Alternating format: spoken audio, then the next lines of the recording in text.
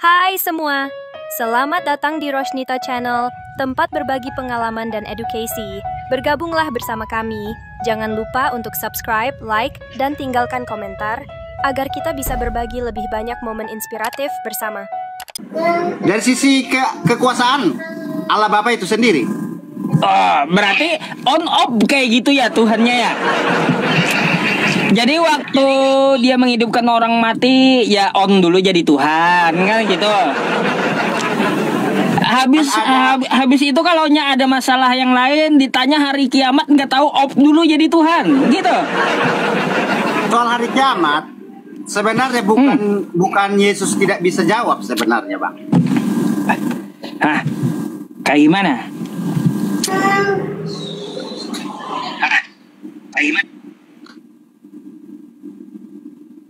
Ngelak ke abangnya nih. Jawab soal hari kiamat. Tetapi kan botolnya seorang Tuhan kalau dikasih tahu hari kiamat kepada manusia. Loh, gitu loh. Iya bang, kalau yang namanya Tuhan itu maha tahu. Iya, dia maha tahu. Tapi kan seandainya saya jadi Tuhan, saya kasih tahu kepada orang ciptaan saya, manusia, kapan hari kiamat, ya orang mau nggak ada yang bertobat, Bang. Pasti nanti satu hari sebelum hari kiamat baru bertobat. Begitu logikanya, Bang. Iya. jadi Tuhan main sandiwara, bisa bohong kayak gitu. Salah juga itu kan? Namanya kata-kata hikmat, Bang. Kata-kata hikmat, bukan bohong itu. Aduh. Macam ada pula. Jadi gimana dengan kosakata aku tidak dapat berbuat apa-apa dari diriku sendiri, kata dia. Itu tadi udah saya jawab, Bang. Dari sisi kemanusiaannya, dia harus berkata kemanusiaan. Baik, kalau begitu saya mau tanya, waktu dia di tiang salib, itu sisi kemanusiaan atau sisi ketuhanan? Dari sisi kemanusiaan, Bang. Karena ada visi dan misinya untuk menebus manusia dari dosa-dosa manusia, Bang. Jadi dosa Anda ditebus manusia? Dosa saya ditebus manusia yang suci, Bang. Kan dia suci, Bang. Jadi ditebus manusia, bukan ditebus Tuhan. Dia itu kan berasal dari Tuhan, Bang, gitu loh. Nah, kayak gimana? Yang disalib dia di situ. Sekarang saya mau tanya. Dengarin, Bang. Sekarang waktu dia di tiang salib tuh, Tuhan atau manusia? Manusia sekaligus di situ dia kan juga Tuhan, Bang. Karena dia datang dari Tuhan. Jadi Tuhan ikut ke salib. Iya, Bang, tapi dari manusia. Tuhan ikut tersalib gitu. Kau kali, Bang. Itu besar kasih Allah kepada dunia, maka Ia mengaruniakan anak yang tunggal, katanya kan, supaya Allah merasakan hukuman yang harus ditimpakan kepada manusia itu, sehingga Allah yang mengambil beban yang harus dibebankan kepada manusia yang berdosa itu, Bang. Jadi Allah turut merasakan. Saya heran, Bang. Dengan Tuhan ente itu kok on off kayak gitu, kok bisa gitu loh? Kan Tuhan kami nggak terbatas, Bang. Itu kehebatannya. Iya. Nggak terbatas, maksudnya nggak terbatas kayak gimana? Mau seperti apa dia kehendaki, dia bisa, Bang. Maha bisa gitu. Jadi mau jadi apa saja bisa? Mau jadi apa saja yang dia kehendaki, ya, bukan yang kita kehendaki gitu loh. Kalau jadi iblis, nggak mungkin dia kehendaki dia jadi iblis. Nah, kok nggak bisa? Kok tiba-tiba nggak bisa? Katanya bisa jadi apa saja. Kok waktu saya tanya jadi iblis kok nggak bisa? Itu kan kehendak abang, bukan kehendak dia itu. Kan saya nanya, kalau jadi iblis bisa nggak? Kalau dia berkehendak ingin menjadi iblis, ya pasti bisa dong, namanya juga maha. Bisa jadi iblis. Bisa dong. Terus selain jadi iblis, bisa nggak Tuhan abang yang bisa apa saja tadi menjadi bukan Tuhan? Ya, menjadi bukan Tuhan? Bisa, kalau dia mau. Bisa juga. Makanya buktinya saat dia jadi manusia,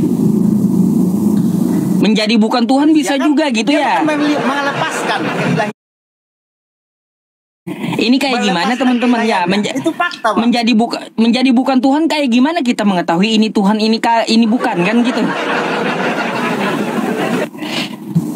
Tap layar gas. Ah, bingung saya bang. Iya, Aduh. nggak ada aturan artinya jadinya. Makanya bang, kalau akal manusia yang terbatas ini mau mempelajari tentang misterinya Allah yang benar itu nggak bakal mampu bang, kecuali ada pengurapan Roh Kudus namanya bang, kalau menurut Alkitab. Jadi kita itu pun kita tidak akan pernah bisa sempurna memahami tentang kealahan itu sendiri bang. Tetapi sedikit demi sedikit pemikiran akal budi kita bisa dibaharui setiap hari. Seperti itu konsepnya. Tapi kalau dia bilang ada manusia yang mengetahui full 100% atau 1000% atau secara sempurna tentang kealahan itu, mempelajari tentang Allah, tidak ada itu bang manusia bang. Alkitab sendiri yang mengatakan. Ah, bentar dulu. Saya mau tanya. Jadi Yesus manusia ini dia manusia dan Tuhan gitu? Manusia iya, Tuhan iya. Oh 200%. Oh 200% manusia iya, Tuhan iya. Itulah kelibatan. Waktu dia lapar berarti Tuhan lapar gitu. Itu dia posisi lagi manusia bang. Posisinya manusia lapar gitu. Lapar. Bukan Tuhan. Op dulu jadi Tuhan. Karena dia mengambil rupa menjadi manusia, jadi sehingga dia Kacau, kan? merasakan. Kalaunya lagi lapar, op dulu jadi Tuhan katanya. Kacau apa? Macam apa ini loh bang? Heran saya. Bukan iya. kacau, emang abang tidak akan bisa pernah memahami itu bang, karena abang tidak mau percaya gitu loh. Makanya kalau abang percaya, jangankan masalah itu bang, bisa abang terima, wajah abang pun bisa sembuh juga bang secepatnya. Lah, kalau dia jadi gini. Kalau dia menjadi bukan Tuhannya, waktu dia lapar itu kemana Tuhannya?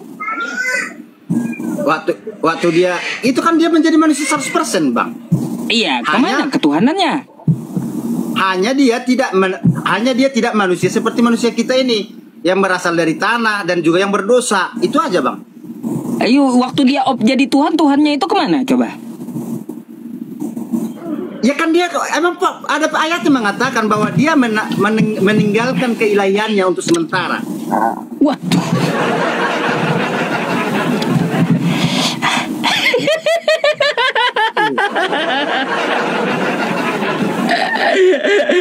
Berat ini teman-teman ya.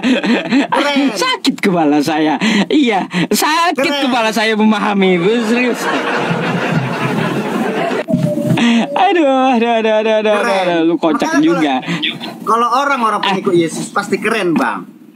Gini bang. Kalau gitu saya mau tanya lagi ya. Waktu dia diseret tentara Romawi itu kan itu ciptaannya tuh, betul? Ya. Jadi Tuhan kalah dengan ciptaannya. Bukan kalah dengan ciptaannya bang, tetapi itu proses untuk penyelesaian dalam visi dan misi untuk penyelamatan manusia bang dari dosa bang gitu bang. Penebusan manusia dari dosanya bang. Ya dia kalah dengan ciptaannya gitu.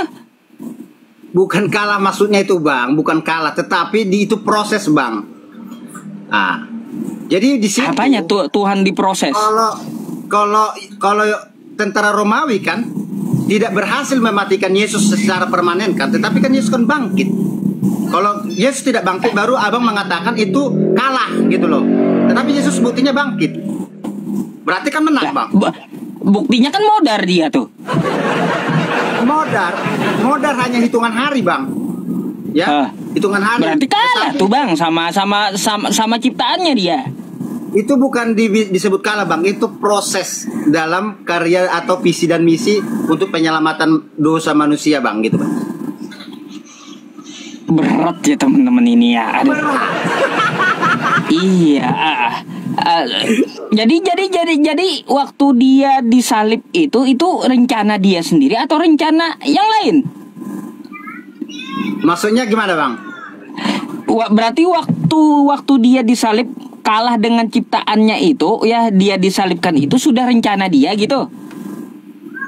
Bukan bang, jadi begini bang, Allah itu menjadikan firman-Nya menjadi manusia untuk karya penebusan dosa, ya. Dia sudah tahu karena dia maha tahu.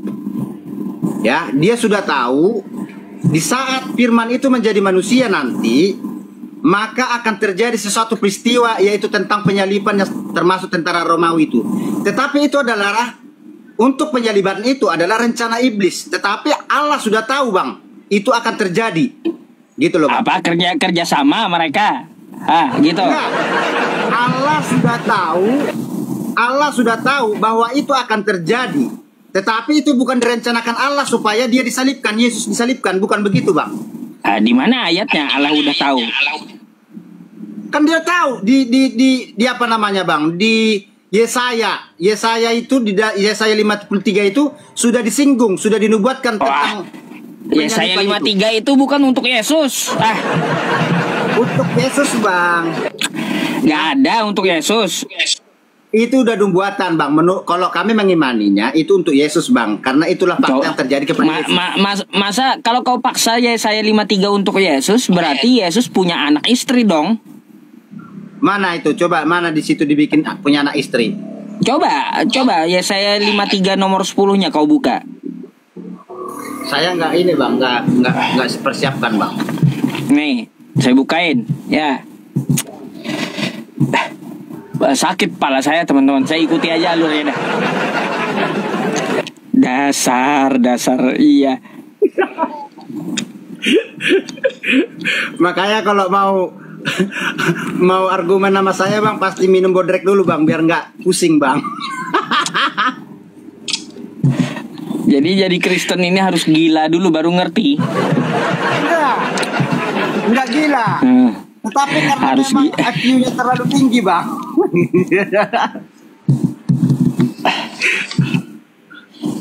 Nah, nih. Coba baca.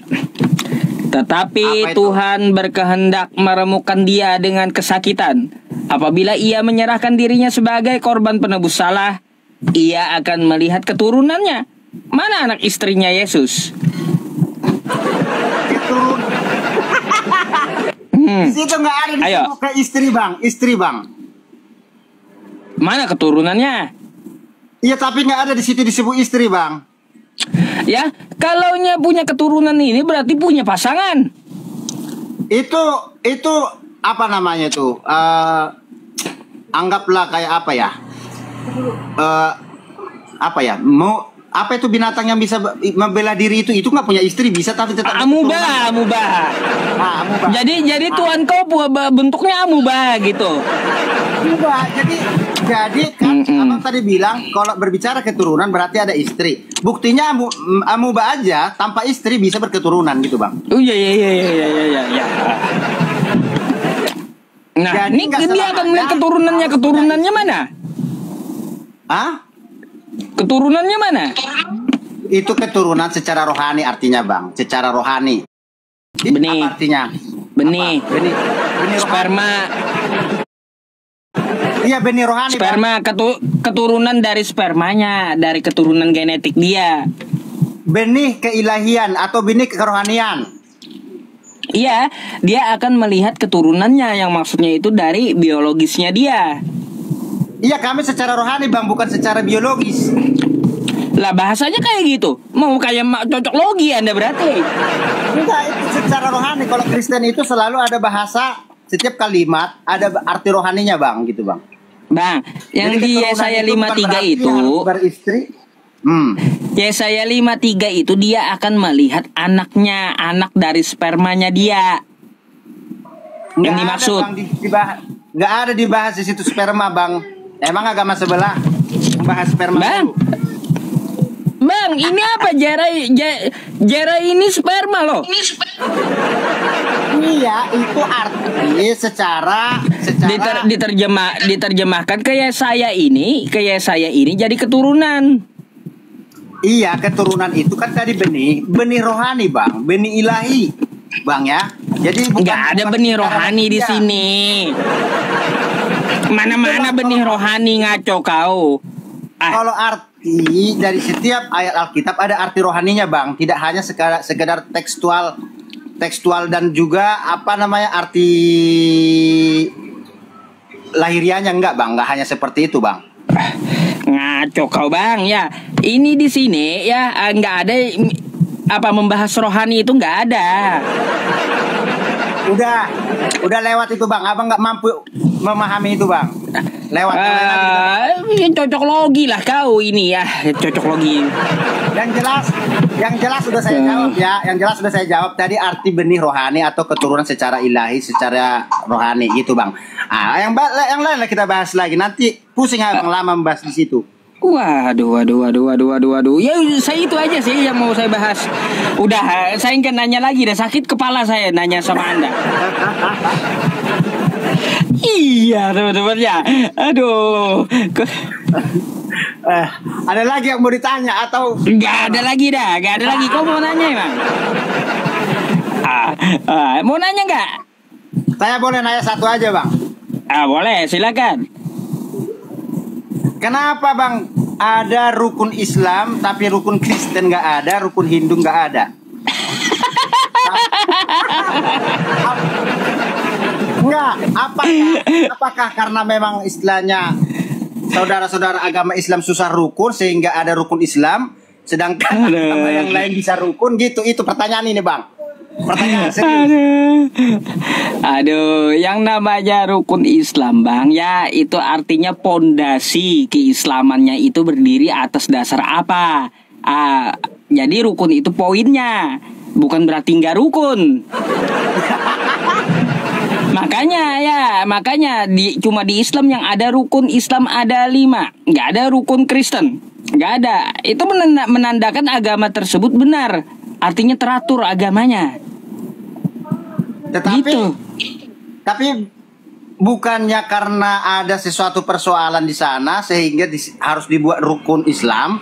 Sedangkan kalau kayak Kristen kan nggak ada juga rukun, tetap aja rukun gitu, Bang. Enggak, itu bukan masalah perpecahan, bukan. Ngacoan, ente ngaco. Dah, kacau lah ente nih, Bang. Ya, dasar emang. Itu aja pertanyaannya. Kalau enggak saya gantikan sama yang antri nih. Udah, yang antri aja dulu, Bang, biar dapat jatah semua, Bang, teman-teman, Bang. Iya, oke ya, Bang, ya. Thank you ya. Oke. Selamat malam, Bang. Selamat malam, Bang. Yo. Ya. Sakit kepala saya nanya terus sama dia.